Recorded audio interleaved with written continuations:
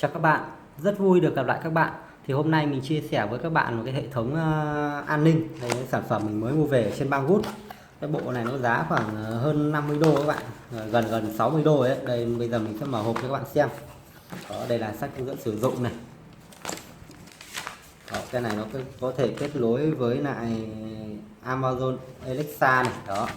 Này, mình không để ý lắm vì là cái bộ sản phẩm này nó có thể sử dụng với lại sóng điện thoại ấy, sim cắm sim điện thoại và sử dụng được, nên là mình không để ý lắm cái vụ đó. Đó, sản phẩm chúng ta các bạn thấy đẹp không? Đó, cái màu trắng, nó có hai phiên bản là màu trắng và màu đen các bạn. Đó, đây là cái màu trắng. Đây là chữ khe này, khe cắm sim này các bạn. Đó, micro sim này. Đây là một cấp nguồn qua cái cổng micro USB này. Đó, cái đây chỗ cắm siren kia là cắm cái chuông báo động bên ngoài để nó kêu to hơn đấy các bạn. Nút nguồn là mic, có mic. Đó, đây mặt sau của sản phẩm. Đây mặt trước nó là cái màn hình cảm ứng nha các bạn. Đó, đây bây giờ mình đã giới thiệu qua những cái sản phẩm bên trong của cái bộ sản phẩm này. Đây là cái cảm biến chuyển động với các bạn. Đó, có người đi qua đó thì nó sẽ báo về cái bộ trung tâm kia. Chúng ta gồm có hai cái remote này. Đó, hai cái remote, hai cái gắn ở cửa. Đây hai cái chuông để mình gắn ở cửa này. Đó, khi nó tách nhau ra thì là nó sẽ báo động lúc người ta gắn ở cửa sổ hay thường là cửa sổ ấy các bạn. Khi nào mà có người đột nhập thì mở cửa ra thì là cái tín hiệu sẽ truyền về cái bộ kia và nó sẽ báo động để chúng ta biết. Đó, đây là cái này để gắn lên tường này, mấy cái pad để gắn lên tường. Đó, đây là những cái chỗ này để chúng ta khoan lên tường này, đánh dấu để khoan này rất là tiện đúng không các bạn. Đó, mình dán lên tường mình khoan. Rồi còn cái này để bắt để gắn cái bộ này lên tường các bạn. Đây này.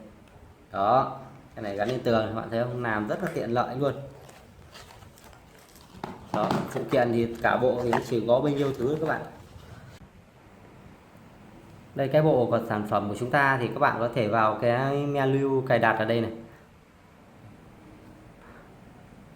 Đó, nó menu cài đặt này, cái mục phone setting này. Đó, các bạn có thể cài đặt là khi có báo động thì nó sẽ gửi cái báo động đó để nó gọi cho một số nào bất kỳ. Ở đây thì các bạn có thể thêm đến 5 số điện thoại.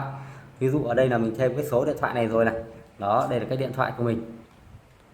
Bây giờ giả sử mình tạo báo động thì nó sẽ gọi cho các bạn xem nha.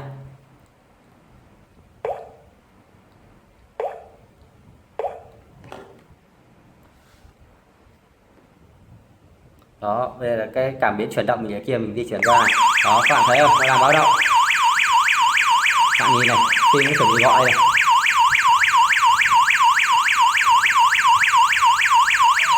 Đó, các bạn thấy không, đấy nó đang gọi này, nó đang gọi cho mình này. Đó, rất là tiện lợi luôn. Các bạn có thể tắt ở đây.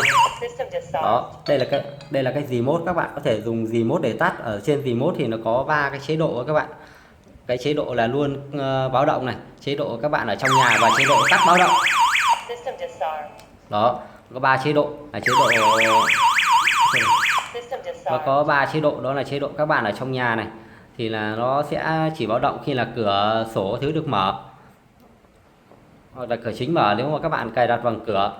Thứ hai là sẽ là không báo động và thứ ba là luôn báo động. Đó, chức năng SOS thì giả sử các bạn có thể gắn đeo cái này trên tay của người già hoặc là trẻ em đấy, khi có báo động, hoặc là khi có sự cố bất thường, hoặc là giả sử người già lúc đó bị cảm giác là đột quỵ chẳng hạn, muốn gọi cho người nhà ở xa về để đưa đi ấy, thì các bạn có thể dùng cái này. Đó, rất là tiện, rất là hay luôn. Ấn này thì nó sẽ báo động và nó đồng thời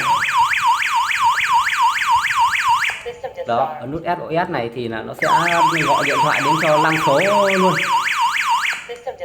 Đó, rất là hay đúng không các bạn. Còn đây là cái cảm biến này gắn ở cửa này, khi hai cái phần này nó tách nhau ra như các bạn, nó tách nhau ra thì nó cũng đồng thời báo động. Đó, các bạn có thể tắt bằng remote hoặc là tắt ở trên đây. Các bạn có thể tắt bằng remote hoặc là tắt ở trên cái màn hình đó. Và các bạn, cái này nó rất hay, cái là giả sử là khi có báo động đó, các bạn thấy không, khi có báo động, giả sử là cái người đột nhập, người ta biết là có báo động, người ta đóng cửa này vẫn không được. Nó khi nó đã nhận tín hiệu nó sẽ luôn cảnh báo.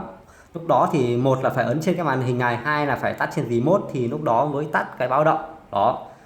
Rất là đặc biệt, rất là tuyệt vời đúng không các bạn. Và cái cài đặt cái này cũng rất là đơn giản nhá. Bây giờ mình sẽ cài đặt thử cho các bạn xem. Từ chờ mình để lui này ra, không tí nó lại nhận tín hiệu. Đây, cài đặt thì rất là đơn giản. Các bạn chỉ cần vào menu này đó, vào cái mục path này đó. Giả sử mình thêm cái remote cho các bạn xem nhá. Đây remote này đó, các bạn chỉ việc ấn dấu cộng này đó, nó sẽ cho các bạn một khoảng thời gian. Thì đây là cái remote, các bạn bấm một nút nào bất kỳ đó, nó đã học xong. Các bạn thấy không, cách thêm rất là đơn giản. Giả sử giờ mình kết nối cái bộ này thêm một cái thiết bị kia nữa đó, các bạn sẽ chọn ở đây chẳng hạn, ví dụ ở đây là các bạn sẽ đổi qua lại này. Đây, các bạn đổi qua lại nhá, Windows A5 này chẳng hạn này, chọn Windows đi, cửa sổ đi, Windows này đó. Các bạn chọn đây là Stay A5 cũng được này. Các bạn sẽ chọn cái số 4 vì ở kia nó có 3 rồi. Số 4 này ok, đồng ý. Xong chọn đây kích hoạt, bạn tách cái này ra đó, bạn tách ra cái nào nó sẽ học được cái lệnh luôn. Rất là thông minh và rất là nhanh. Đó, như các bạn thấy ở trên đây nó có rất nhiều các thiết bị kèm theo, các bạn có thể gắn thêm vào, như là cái Siren Learn này đó, là học cái thiết bị loa. Loa thì có hai loại, một loại các bạn sẽ cắm vào đây, hoặc là một loại nữa là loại không dây. Rất là nhiều cái thiết bị luôn. Và phụ kiện thì cũng rất là nhiều và cũng rất là rẻ ấy các bạn. Ví dụ ở đây là mình có mua thêm một cái chuông cửa này đó, chuông cửa không dây luôn. Thì cái này nó có giá là khoảng 4 đô ấy các bạn. Đây này, bấm nó kêu này các bạn.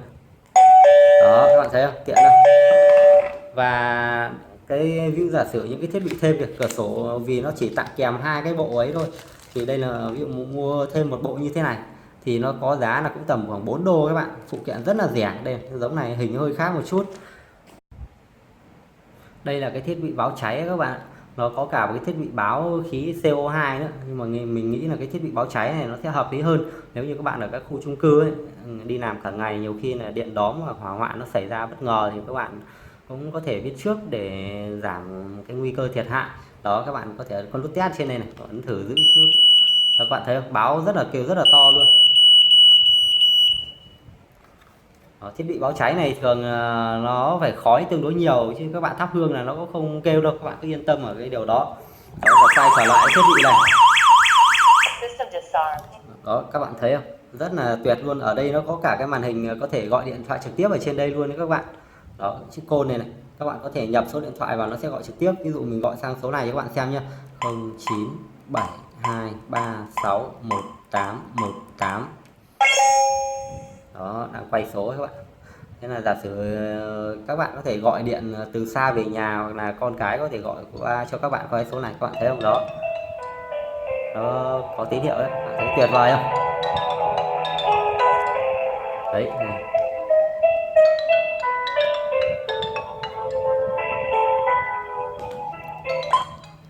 Đó, rất là hay luôn, có thể đàm thoại hai chiều luôn. Và rất nhiều cái phụ kiện có thể kết nối đến với cái thiết bị này. Cái chức năng SOS trên này này đó, giả sử là có người vào nhà chẳng hạn, thì là người nhà mình chỉ cần ấn cái nút này đó là nó sẽ báo động. Như lúc đầu clip mình nói ấy, thì cái thiết bị này khi các bạn treo lên tường này, giả sử có ai tháo cái này ra của các bạn thì cái loa không dây các bạn kết nối này nó cũng sẽ kêu. Đây, giả sử mình tháo ra này đó, nhấc cái này ra khỏi bờ tường là nó đã cũng kêu rồi, rất là tuyệt vời luôn. Cái màn hình cảm ứng này nó bấm cũng tương đối dễ chịu, nói chung là nó không phải cảm ứng điện rung các bạn, gọi là chấp nhận được. Đó, đây là cái menu này. Còn cái phần kết nối wifi đấy thì mình cũng chưa thử kết nối vì là mình không có nhu cầu. Cái phiên bản này các bạn, đó, wifi các thứ này. Đây, cài đặt giờ này. Đó, các bạn có thể cài đặt cái giờ mà nó không báo động nha. Rất là nhiều cái tính năng hay ho.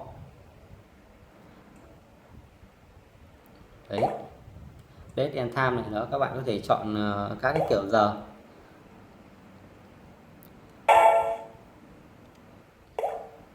Path thì rất là nhiều path rồi. Wi-Fi kết nối ở đây đó, đây là cách kết nối Wi-Fi. Các bạn sẽ phải cài ứng dụng vào trên điện thoại trước, sau đó các bạn mới kết nối được. Thì ở trên cái sách hướng dẫn sử dụng này nó có cái mã QR để các bạn kết nối này. Thì bây giờ là mình sẽ cho các bạn đi xem qua sách hướng dẫn sử dụng nhá. Đây, sách làm rất là chi tiết cho các bạn. Đó, đây các cái thiết bị này, đó, panel này, cảm biến chuyển động này, đó, cái phụ kiện đi kèm này, cách cài đặt này, đó, cách hoạt động này, các bạn rất là chi tiết luôn.